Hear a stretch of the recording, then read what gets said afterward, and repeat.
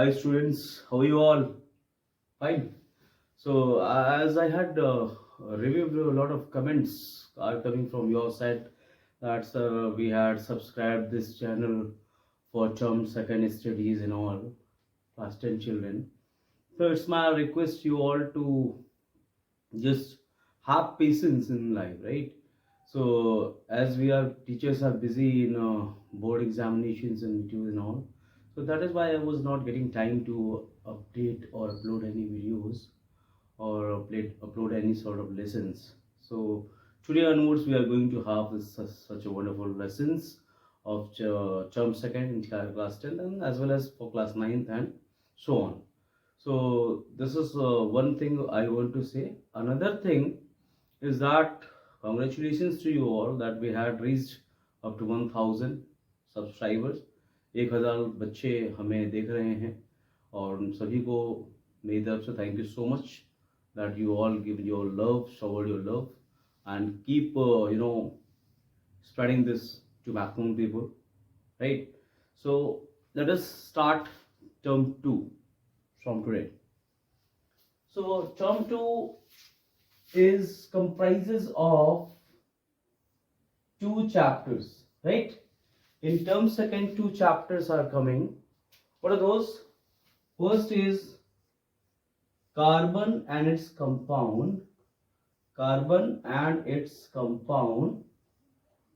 and another is periodic classification of element.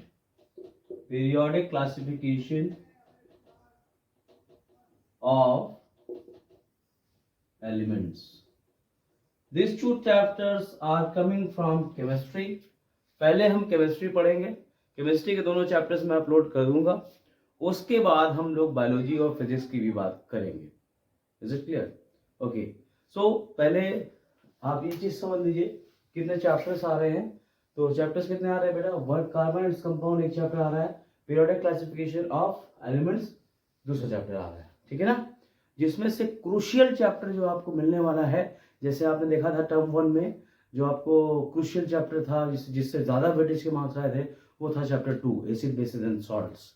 In the same way term second में आप देखेंगे तो ज्यादातर क्वेश्चन आपके कार्बन एंड इट्स कंपाउंड से आने वाले हैं.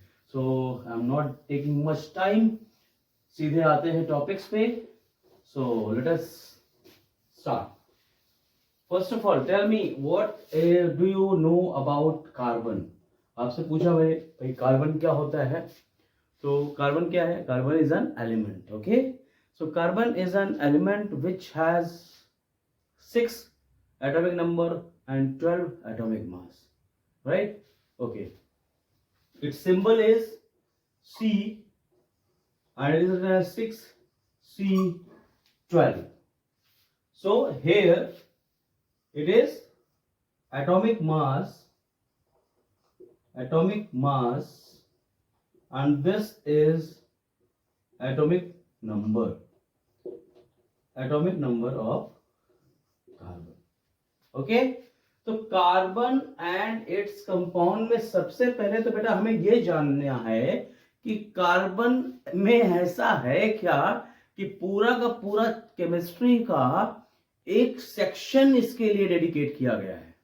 Means there are 3 types of chemistry: organic chemistry, inorganic chemistry and physical chemistry. तो कार्बन अपने आप में इतना इंपॉर्टेंस रखता है कि इसके लिए एक बाकायदा दे दिया गया पूरा सेक्शन का डिवीजन दे दिया गया है कि हाँ भाई जितने भी एलिमेंट्स हैं जो कार्बन है या कार्बन के साथ में उनका निर्माण हुआ है उनको हम अंडर ऑर्गेनिक केमिस्ट्री पढ़ेंगे. Is it clear? तो क्लास 10th में बहुत ज्यादा नहीं है ऑर्गेनिक केमिस्ट्री, बस एक इंट्रो टाइप का है, लेकिन IUPAC ज्यादा अच्छी से इसमें पूछी जाती है और साथ ही साथ कई सारे कार्बन कंपाउंड की केमिकल प्रॉपर्टीज से क्वेश्चंस बनते हैं. तो उसको आपको फोकस करना है, उस पर आपको ध्यान देना. राइट? ओके. सो कार्बन क्यों इंपॉर्टेंट है? पहली चीज, कार्बन क्यों इंपॉर्टेंट है? Why carbon is most versatile element.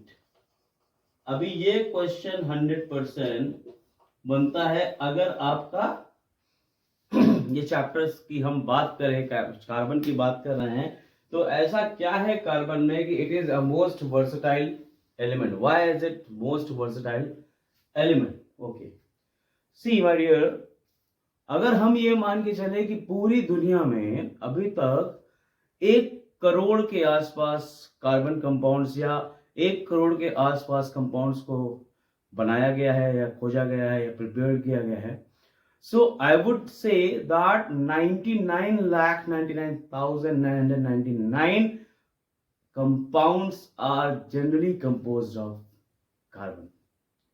So this is the uniqueness of carbon and versatility of carbon. If you take an example of yourself, आप अपनी body का एक एग्जांपल ले लो बेटा, तो आपके बाल से लेकर के आपके पैरों के नाखून तक सभी चीज, इवन कपड़े आप जो पहने हैं, जो खाना खाते हैं आप, हर एक चीज कार्बन से बनी होती है, राइट? अब देखिए, आपके एनर्जी का मेन सोर्स क्या है बेटा? कार्बोहाइड्रेट है। Carbohydrates is the main source of energy, ठीक है? तो वो काहे का बना हुआ है? C6H12O6, glucose, right? तो glucose is also made up of carbon, okay? Fat की बात करिए, प्रोटीन की बात करिए। अच्छा, प्रोटीन और कार्बोहाइड्रेट में अंतर क्या है? So what is the difference between carbohydrate and protein? So carbohydrates are the compounds which are composed of carbon, hydrogen and oxygen.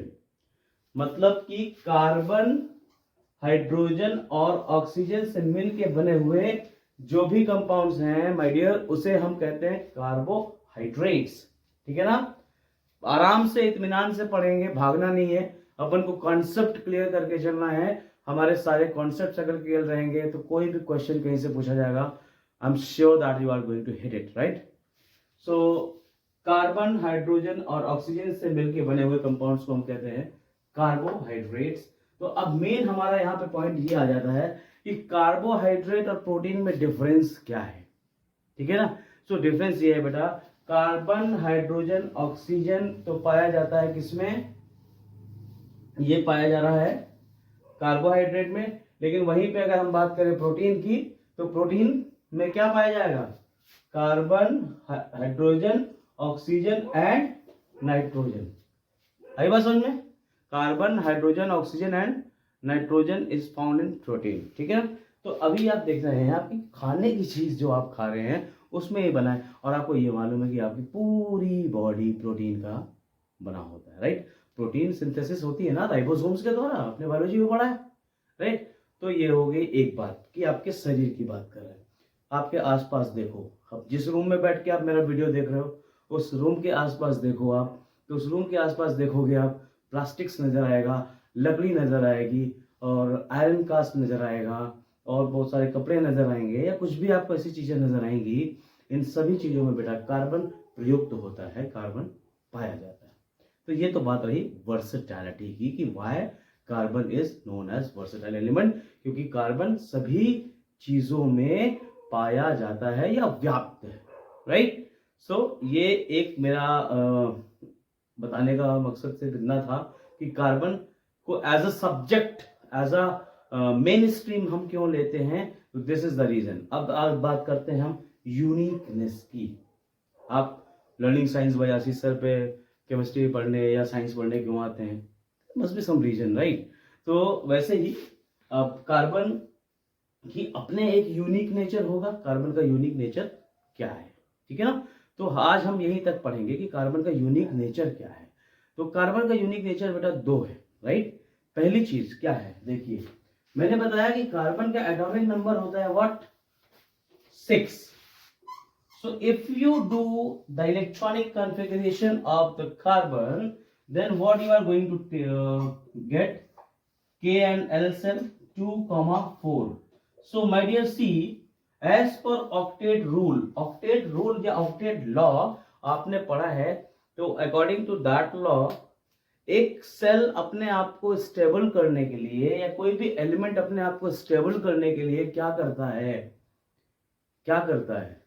अपने ऑक्टेट को फुल करता है।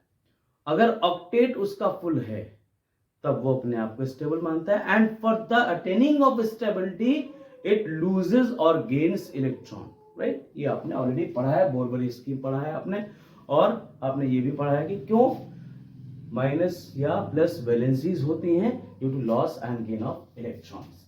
तो कार्बन की ये जो नेचर है, this is known as tetravalent nature, tetravalent nature, या आप कह सकते हैं it is known as tetravalency. Carbon चतुस्संयोजकीय है, मीन्स इसकी वैलेंसी 4 है। 4 वैलेंसी वाले एलिमेंट्स अपने आप में ही यूनिक होते हैं। क्यों? देखो, ऑक्टेट पूरा करने का मतलब क्या हुआ? 8 इलेक्ट्रॉन आउटर मोस्ट सेल में होने चाहिए, राइट? तो 8 इलेक्ट्रॉन पूरे करने के लिए इनको भाई साहब को क्या चाहिए? या तो ये 4 ले लें या तो 4 दे दें, राइट? तो इनके प्लस वैलेंसी जो होगी इनकी होती है प्लस की और माइनस की 4। तो ये जो नंबर आपको प्राप्त हो रहा है यहाँ पे, ये this is a unique thing about carbon, right? और कार्बन की फैमिली में जितने भी एलिमेंट आएंगे, कार्बन, सिलिकॉन और भी आएंगे, ठीक है ना? तो जितने भी इस तरीके के एलिमेंट्स आएंगे, ग्रुप 14, सॉरी कौन सा आएगा ये? हाँ, ग्रुप 14। ग्रुप 14 में जितने भी एलिमेंट्स आएंगे वो सारे क्या होंगे? कार्बन फैमिली में आएंगे, उनकी वैलेंसीज +4 -4 होती है, राइट? तो ये अपने आप में यूनिक है कार्बन। अब इसकी दूसरी यूनिकनेस इसकी क्या है? कैटेनेशन की प्रॉपर्टी। कौन सी प्रॉपर्टी? कैटेनेशन की प्रॉपर्टी।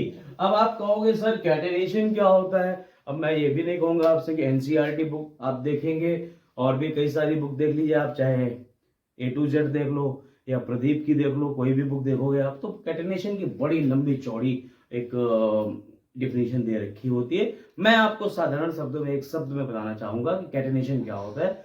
कैटेनेशन का मतलब होता है the property of an element, the property of an element for self linking. Self linking की जो प्रॉपर्टी होती है वो कैटेनेशन कहलाती है। कार्बन में अपने आप में ये एक यूनिकनेस होती है कि कार्बन दूसरे एलिमेंट्स के साथ तो कंपाउंड बनाता ही है, कार्बन आपस में भी कंपाउंड बना लेता है, राइट? कार्बन कार्बन आपस में भी जुड़ जाते हैं। कार्बन कार्बन आपस में अगर 1 इलेक्ट्रॉन की शेयरिंग करते हैं, 2 इलेक्ट्रॉन की शेयरिंग करते हैं, 3 इलेक्ट्रॉन की शेयरिंग करते हैं, तो क्या बनता है? यहीं पे हम स्टॉप करते हैं आज के टॉपिक को। तो ये आपने आज क्या क्या सीखा कि कार्बन क्यों वर्सेटाइल है, कार्बन क्या है, कार्बन की ब्रांच क्यों एक अलग दी गई है, कार्बन की इंपॉर्टेंस क्या है, कार्बन का यूनिक नेचर आपने जाना, कैटेनेशन जाना और टेट्रावैलेंट नेचर जाना। तो आज की क्लास हम लोग इतना ही करेंगे और नेक्स्ट क्लास के लिए नेक्स्ट एपिसोड में आपको कल आपको इसकी टॉपिक से हम लोग कंटिन्यू रखेंगे। एंड हैव पेशेंस, क्लासेस आपको मिलती रहेंगी, मैंने बोला है, और मैं आपसे एक पैसे ले तो नहीं रहा हूँ ना, I am giving it to free of cost, right? So why you are worrying so much? और अगर सब्सक्राइब किया है आपने, बहुत तकलीफ हो रही है, you can unsubscribe, right? But if you want to learn, so just learn and keep your comments respectful as you are, आप अपने स्कूल और अपने फैमिली और अपने आपको रिप्रेजेंट कर रहे हो एक ग्लोबल प्लेटफॉर्म पे, तो अगर comments are good, then it creates a wonderful impact. Thank you, stay tuned.